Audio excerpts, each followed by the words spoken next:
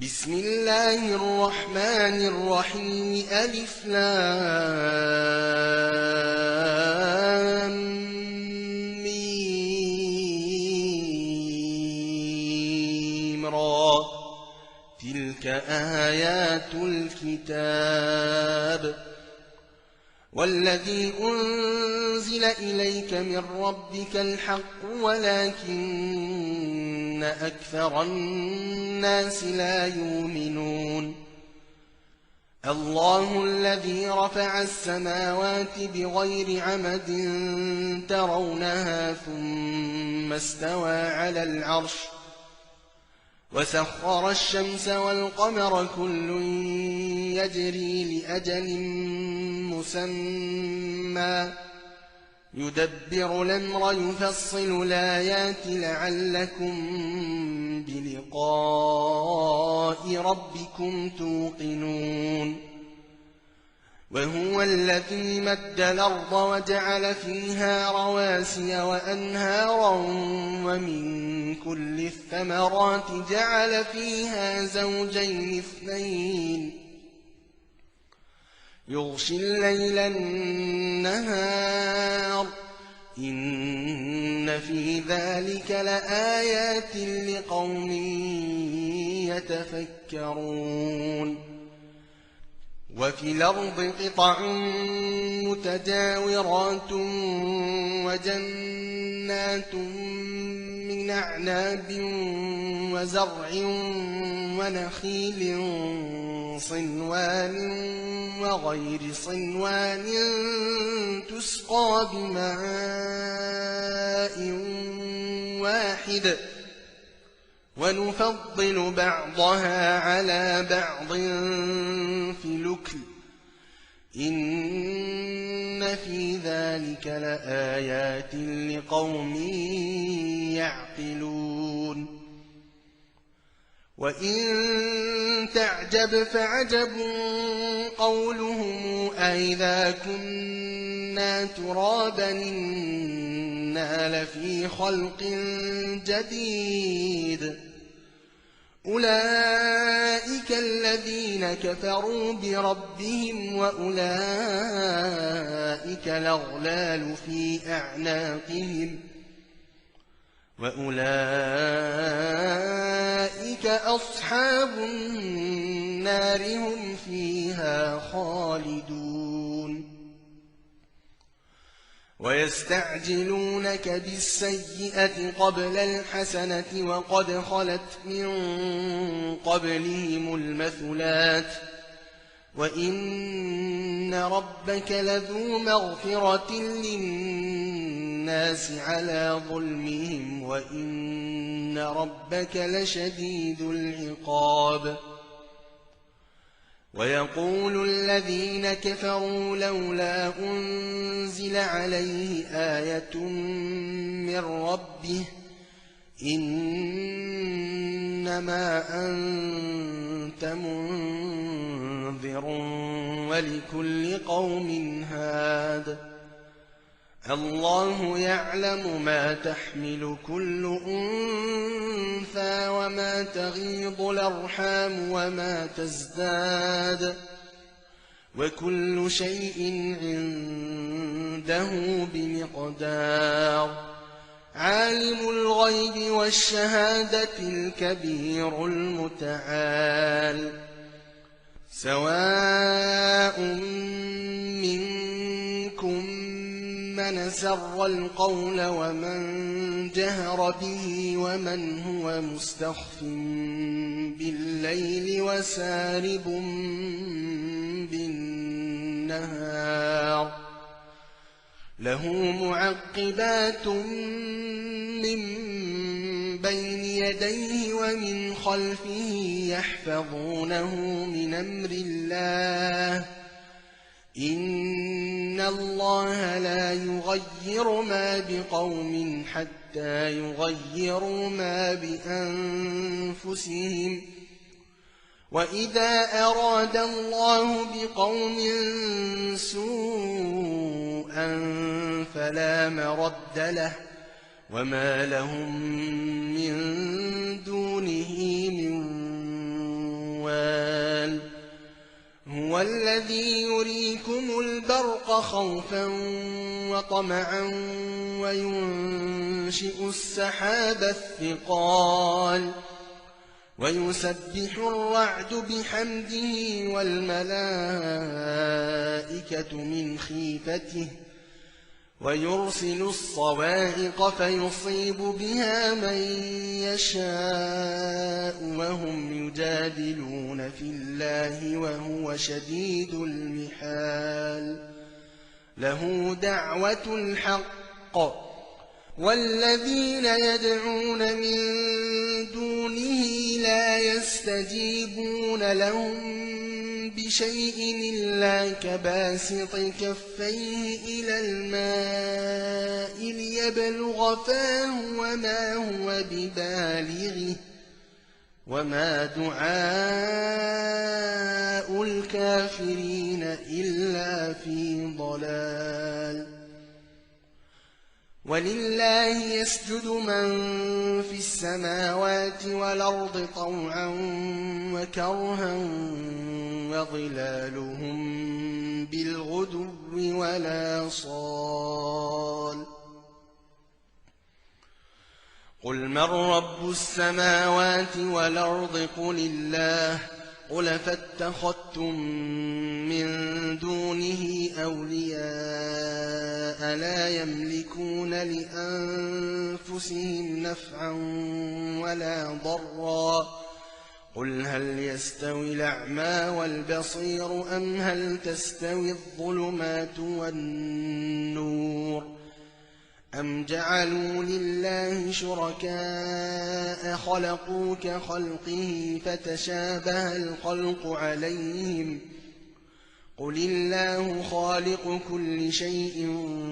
وهو الواحد القهار أنزل من السماء ماء فسالت أودية بقدرها فاحتمل السيل زبدا رابيا ومما توقدون عليه في النار ابتغاء حلية أو متاع زبد مثله كذلك يضرب الله الحق والباطل فأما الزبد فيذهب جفاء وأما ما ينفع الناس فيمكث في الأرض كذلك يضرب الله الأمثال للذين استجابوا لربهم الحسنى والذين لم يستجيبوا له لو أن لهم ما في الأرض جميعا ومثله معه لافتدوا به أولئك لهم سوء الحساب وماواهم جهنم وبئس المهاد أفمن يعلم أنما أنزل إليك من ربك الحق كمن هو أعمى إنما يتذكر أولو الألباب الذين يوفون بعهد الله ولا ينقضون الميثاق والذين يصلون ما أمر الله به أن يوصل ويخشون ربهم ويخافون سوء الحساب والذين صبروا ابتغاء وجه ربهم وأقاموا الصلاة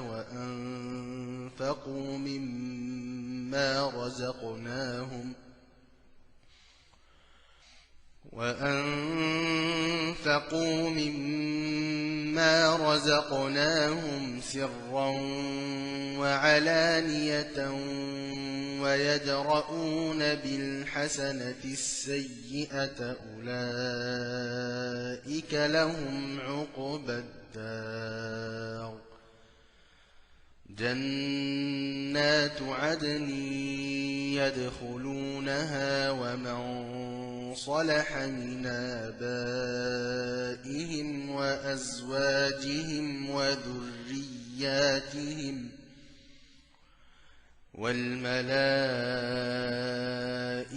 يدخلون عليهم من كل باب سلام عليكم بما صبرتم فنعم عقبى الدار والذين ينقضون عهد الله من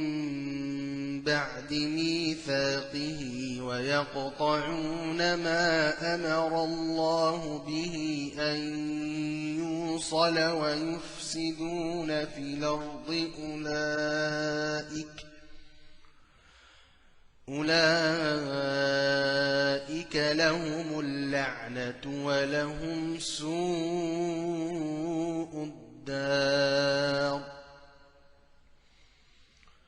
الله يبسط الرزق لمن يشاء ويقدر وفرحوا بالحياة الدنيا وما الحياة الدنيا في الآخرة إلا متاع ويقول الذين كفروا لولا أنزل عليه آية من ربه قل إن الله يضل من يشاء ويهدي إليه من أناب الذين آمنوا وتطمئن قلوبهم بذكر الله ألا بذكر الله تطمئن القلوب الذين آمنوا وعملوا الصالحات طوبى لهم وحسن مآب كذلك أرسلناك في أمة قد خلت من قبلها لتتلو عليهم الذي أوحينا إليك وهم يكفرون بالرحمن قل هو ربي لا إله إلا هو عليه توكلت وإليه متاب ولو أن قرآنا سيرت به الجبال أو قطعت به الأرض أو كلم به الموتى بل لله الأمر جميعا أفلم ييأس الذين آمنوا أن لو يشاء الله لهدى الناس جميعا ولا يزال الذين كفروا تصيبهم بما صنعوا قارعة أو تحل قريبا من دارهم حتى ياتي وعد الله إن الله لا يخلف الميعاد ولقد استهزئ برسل من قبلك فأمليت للذين كفروا ثم أخذتهم فكيف كان عقاب أفمن هو قائم على كل نفس بما كسبت وجعلوا لله شركاء قل سموهم أم تنبئونه بما لا يعلم في الأرض أم بظاهر من القول بل زين للذين كفروا مكرهم وصدوا عن السبيل ومن يضلل الله فما له من هاد لهم عذاب في الحياة الدنيا ولعذاب الآخرة أشق وما لهم من الله من واق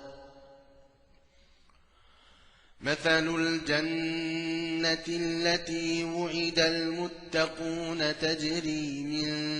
تحتها الأنهار أكلها دائم وظلها تلك عقبى الذين اتقوا وعقبى الكافرين النار